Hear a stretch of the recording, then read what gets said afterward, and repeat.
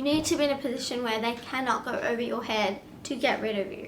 It's very, very hard to reach this position, but it can be done if you follow a certain set of guidelines.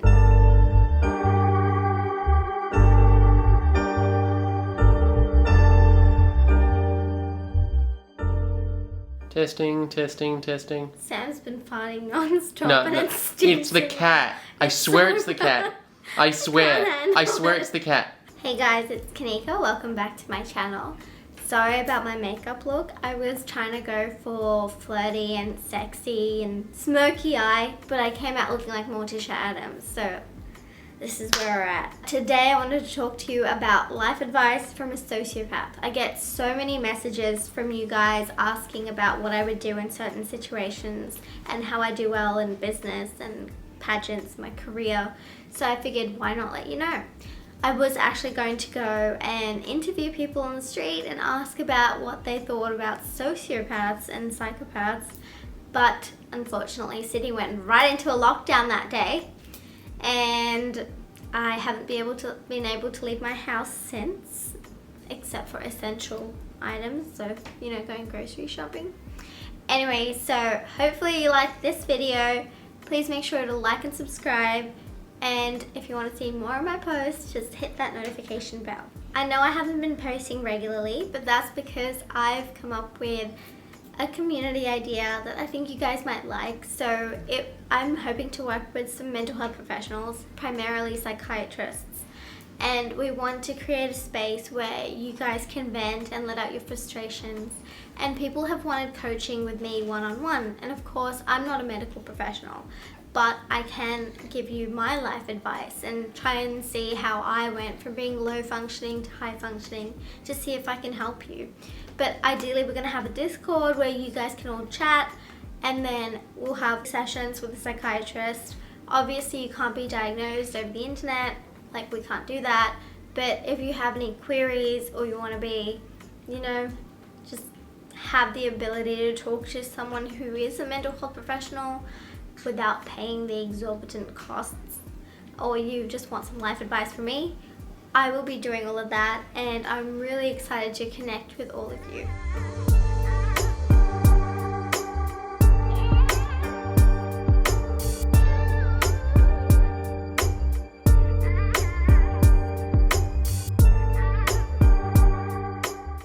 The first thing I would recommend is being disagreeable. I know that sounds like a terrible idea when you're trying to be relatable, but the thing is, many women who are better, smarter, more suited to their work don't actually ask for promotions. They don't go out there and put themselves out there asking for what they deserve. Now that's a problem. You're going to be passed over for all promotions. You're going to be passed over for salary raises. You can't just sit there and be complacent. If you're good at what you do, make sure your higher ups know that. Make sure you put your voice out there. Don't be muffled. Don't be afraid of being called bossy, because yeah, you'll become the fucking boss. So you need to do that. Women need to do that. I'm not trying to discourage men, but men have always had that, you know, voice given to them where they can reach out and talk to someone higher up than them. And women just seem to be terrified of doing this, and that's why there's not as quick progression in their careers. It's a travesty, because if you know that you are valuable to a company, and they know it too, if you don't demand something, you're not going to get it. And I'm not saying be like really dramatic about it. Don't cause a scene. Don't, you know, get too emotional. Cut emotions out when you're working. Just disregard them. Imagine that they don't exist, because they will hold you back. Number 2, make yourself valuable or invaluable, whichever you want to go with. You need to show your worth to an organization. Perhaps you could take on the role of another person. You could do work, go above and beyond what your job title requires. Make sure you're the glue in a social situation as well, if you want to talk about friendships. Because if you're the glue, no one's winning up without you. You are integral to connecting people, to connecting different job forms, to connecting different departments. You want to be irreplaceable. And I know no one's irreplaceable, but you got to be the closest thing to it. You have to be the only point of contact. you need to be in a position where they cannot go over your head to get rid of you. It's very, very hard to reach this position, but it can be done if you follow a certain set of guidelines. And I'm not going to list out the guidelines here because, it's kind of a secret playbook, but I will be talking more about that in our community, where it will be a safe space and completely anonymous. But yes, make yourself invaluable to friendship groups, to your workplace, to your partner, everything. That's a huge tip that sociopaths are very, very good at. Another trick, number 3, is befriend your higher ups. This can be a little bit daunting at first. I know that when I was in investment banking, when I went in, I was the only female there. It was completely dominated by men. And there would be a boys club where they would just leave at lunch and go to the gym and probably do cocaine and stuff. And I was never invited, of course. So this was kind of pissing me off. So eventually I just went to my manager, who was still there, when everybody else fucked off to lunch. And I was just talking to him, getting on a personal level and getting to know him outside of the business sphere. Now, when you're doing this can help you get promotions. It can help you stay for a longer period of time at your job. It helps you in so many ways for them to see you as a person, not a worker. This is something that you can implement so easily. I know it's difficult, but just speak to your manager like a person. Speak to them like you would a friend. Don't be disrespectful or anything, because that's probably gonna get you fired. But you need to have that relationship with the manager, so someone's always vouching for you, someone's always pushing for you in the workplace. Without that, you're just one of the rest. You're not invaluable. You're just a worker. You don't want to be just a worker. Number 4, leverage your opportunities. At this point, you know what you're worth. Your company knows what you're worth. And you know you can do better. Start leveraging your title. Spruce it up, Say I was in as a stockbroker. Just say you managed equities. You basically just ramp up what you do, make it seem fucking awesome, and start applying for other jobs. Then when you start getting these other jobs, when you go in, you breeze through the interview, you basically just show them how it's fucking done. As soon as you do that, they'll offer you that kind of salary. And I assume you want to stay at your current job. You bring that offer over. You ask them to match it, because you will fuck off if they don't.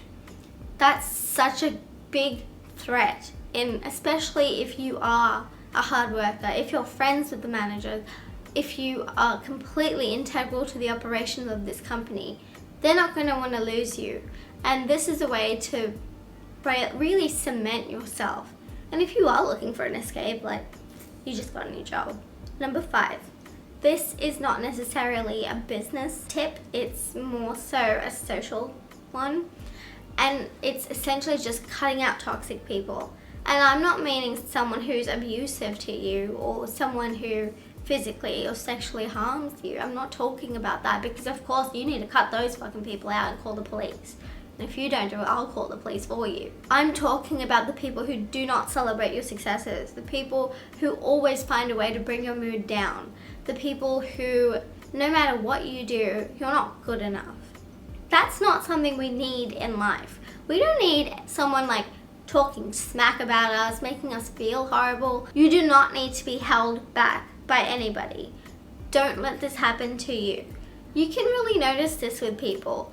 You tell them something positive and they'll find the worst negative thing about it and try to use it to taunt you. I've had friends do that. I'll tell them that I've achieved something and they'll say, oh, okay, but that wasn't really that hard though, and you've got friends there, blah, blah, blah. It's no, accept what I've done. Accept that I have done well for myself. You don't need to bring me down when I haven't, shown any kind of arrogance. Why shouldn't I be happy about my life? Why shouldn't I celebrate my successes? Those people are not your friends. Those people do not belong in your life. And I know it hurts for you to cut them out, and you're thinking, oh, I've known this person for so long. Oh, they would not mean harm for me. Even if they're not actively wishing you harm, they are a roadblock in your life and they need to go. Now, you can Follow this through in the business world. You can apply it to the business world. This is done by getting rid of co-workers who do stand in your way. I don't mean physical violence, I don't mean violence of any kind, and definitely no like trauma-inducing sort of verbal and mental games. I mean showing your worth and comparing it to theirs. If they're not doing a good job but you are, you deserve to be compensated. You need to make sure that you're more important than this person, and you need to get that promotion. This is really, really hard for most neurotypicals because they feel guilt and shame and all that sort of stuff. So they don't want to stab someone in the back. And this is not stabbing someone in the back. This is literally your goal is to climb the career ladder. There's nothing wrong with that. You don't need to be vicious about it, but if you're better than somebody at something, you should let people know. Number 6, keep your enemies close. This is a cliched line, I know. But the thing is, neurotypicals can't do this as well as sociopaths can. So I can essentially go to somebody I absolutely despise and talk to them as if they were my best friend. It's not difficult for me. I have no internal feelings about it other than, man, I do hate this person when they start showing the traits that I despise. When you keep them close, you know exactly what they're doing and when they're doing it, so you can be a step ahead. You don't want to be behind the curve. That's when you get fucked over. So just keep them around. Notice what they're doing. Notice if they're trying to harm you, if they're trying to like sabotage your, like whatever you're doing. Just keep an eye on them because it's more than likely that they're planning something against you. And you just want to be prepared, okay? Just be prepared. Tip number 7, anger and rage are good short-term motivators, so is spite. Now, sociopaths do this a lot. We will do things, we'll propel ourselves because we hate something or someone. We have rage about it, so we'll do everything in our power to beat them. And you can apply this to your friendship group, to your business, anything. We work harder, we work smarter, we keep going, we don't get held back because we're in a blind rage and we want to be on top, and we will do anything to be on top. So I'm not saying be completely unethical or start sabotaging people. Don't do that because it will come and bite you in the ass, I assure you. What you need to do is you need to use that as fuel. Neurotypicals tend to, I don't mean mean, but you guys tend to kind of fall apart if someone is being mean to you and you have anger and your anger kind of like fizzles out. But sociopaths, our anger does not fizzle out for a long time. So we will use that as fuel, we'll harness it, we will go so far with it that we will get a promotion, that we will get a new job, and that we will get a new boyfriend. That's just kind of what it is. But don't use it as a long-term motivator because you will be terribly unhappy. Terribly, terribly unhappy. It's only good for about 4 weeks, I'd say. But I will go more into that in my Discord with all of you guys, with a mental health professional, a psychiatrist. I'm having an interview with one of my friends who's a neuropsychologist who can explain a lot more about the cluster B and its relation to anxiety and depression. I know this video was a lot more savage than my other videos, but I know that a lot of you have asked for help, and you know, you've never really gotten it from someone who is a diagnosed sociopath and you want to know how we function. This is how we function.